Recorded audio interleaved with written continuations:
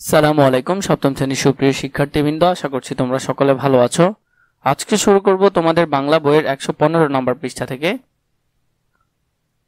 কল্পনা নির্ভর রচনা লিখি। এবার তুমি একটি কল্পনা নির্ভর গল্প লেখো। লেখাটি তুমি বানিয়ে লিখতে পারো, কিংবা সেটি তোমার আগে থেকে পড়া বা কারো কাছ থেকে শোনা গল্প হতে পারে। লেখার শুরুতে একটি শিরোনাম দাও। ঈমান ও ধৈর্যের গল্প।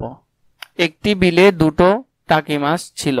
বর্ষার মৌসুমে পানির সাথে তারা চলে আসলো একটি জমিতে। সুখেই কাটছিল তাদের সংসার।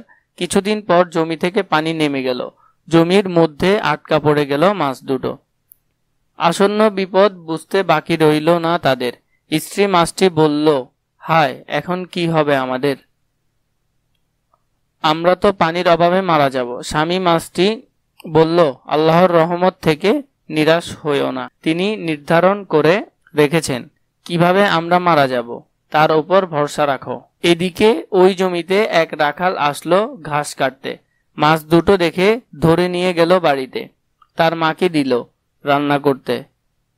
রাখালের মা বাড়ির উঠোনে বাটি নিয়ে বসলো মাছ কাটতে। এবার স্ত্রী মাছটি কাটতে কাটতে বলল, এবার কি হবে? এখন তো আমাদের শরীরকে দুটুকরো করা হবে। স্বামী মাছটি আবার একইভাবে ধৈর্য ধারণ করতে বলল। ওইদিকে রাখালের মা পিচ্ছিলি মাছ ধরতে না পেরে ছাই আনতে রান্নাঘরে গেল। ঠিক তখনই একটি চিল এসে ছোঁ মেরে নিয়ে গেল মাছ দুটো। পেয়ে বলল, স্ত্রী মাছটি আবার ভয় পেয়ে বলল, এবার কে বাঁচাবে আমাদের? স্বামী মাছটি বলল, এতগুলো বিপদ থেকে যে আল্লাহ আমাদের বাঁচালেন তিনিই বাঁচাবেন।